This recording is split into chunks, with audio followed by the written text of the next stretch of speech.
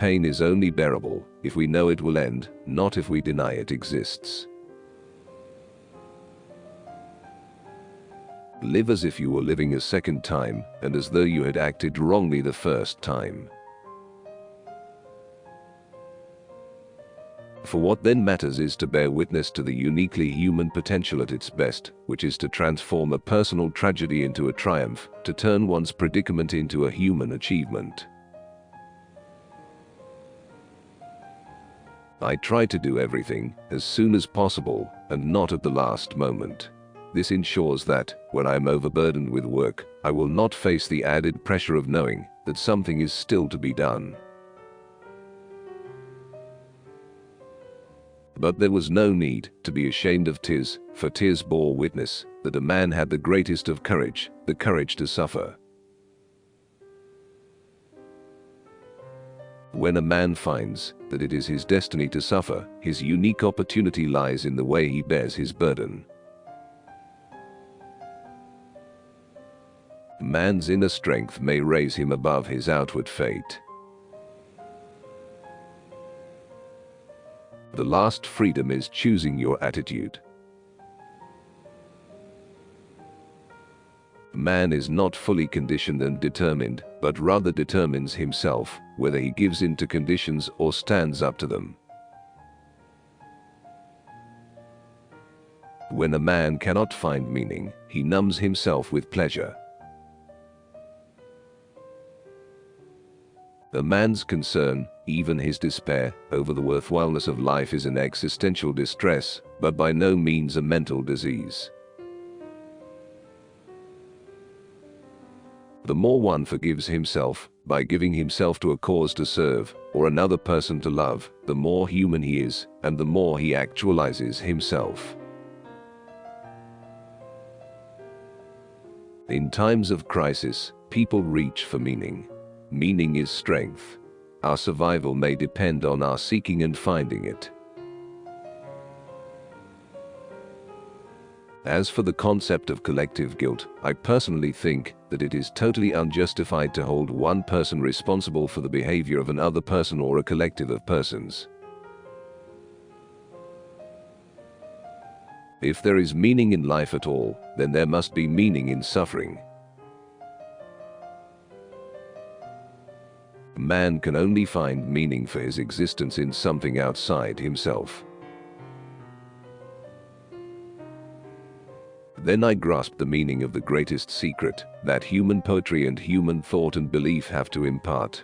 The salvation of man is through love and in love. Every human being has the freedom to change at any instant.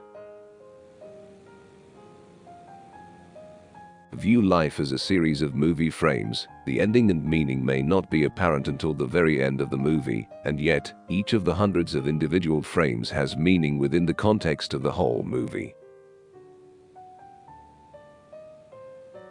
The more one forgets one's own self, the more human the person becomes. The point is not what we expect from life, but rather what life expects from us. Each of us carries a unique spark of the divine, and each of us is also an inseparable part of the web of life. The quest for meaning is the key to mental health and human flourishing. An abnormal reaction to an abnormal situation is normal behavior.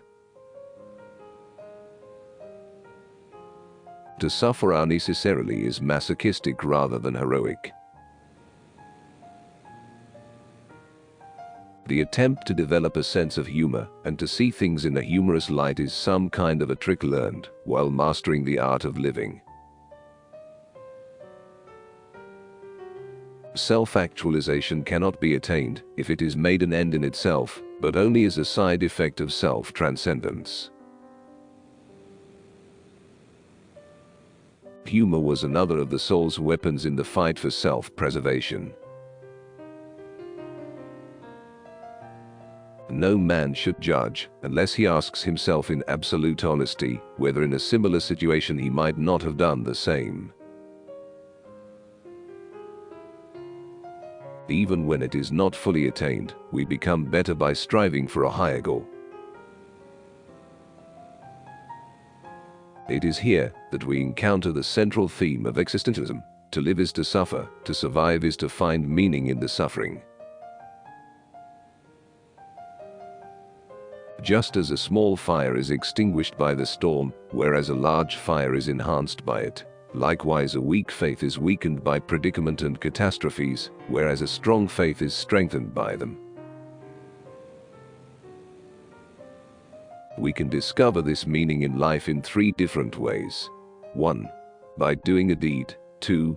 By experiencing a value. And 3. By suffering. Man's main concern is not to gain pleasure or to avoid pain, but rather to see a meaning in his life. Love is the only way to grasp another human being in the innermost core of his personality. Life asks of every individual a contribution, and it is up to that individual to discover what it should be. Life ultimately means taking the responsibility to find the right answer to its problems and to fulfill the tasks which it constantly sets for each individual. In some ways, suffering ceases to be suffering at the moment it finds a meaning, such as the meaning of a sacrifice. Being tolerant does not mean that I share another one's belief, but it does mean that I acknowledge another one's right to believe and obey his own conscience. If we take a man as he is, we make him worse, but if we take man as he should be, we make him capable of becoming what he can be. It isn't the past which holds us back, it's the future, and how we undermine it today. There are two races of men in this world, but only these two: the race of the decent man and the race of the indecent man. Between stimulus and response is the freedom to choose. Our greatest human freedom is that, despite whatever our physical situation is in life, we are always free to choose our thoughts. Life is never made unbearable by circumstances, but only by lack of meaning and purpose. The one thing you can't take away from me is the way I choose to respond to what you do to me. Success, like happiness, is the unexpected side effect of one's personal dedication to a cause greater than oneself. Forces beyond your control can take away everything you possess except one thing: your freedom to choose how you will respond to the situation. Life is not primarily a quest for pleasure, as Freud believed, or a quest for power, as Alfred Adler taught, but a quest for meaning. The greatest task for any person is to find meaning in his or her own life. Each man is questioned by life, and he can only answer to life by answering for his own life. To life he can only respond by being responsible. No one can become fully aware of the very essence of another human being unless he loves him. There is nothing in the world, I venture to say, that would so effectively help one to survive even the worst conditions as the knowledge that there is a meaning in one's life. Being human always points and is directed to something or someone other than oneself, be it a meaning to fulfill or another human being to encounter. Ultimately, man should not ask what the meaning of his life is, but rather he must recognize that it is he who is asked. The last of human freedoms: the ability to choose one's attitude in a given set of circumstances. We who lived in concentration camps can remember the men who walked through the huts comforting others, giving away their last piece of bread. Happiness must happen, and the same holds for success. You have to let it happen by not caring about it. Life can be pulled by goals just as surely as it can be pushed by drives. Challenging the meaning of life is the truest expression of the state of being human.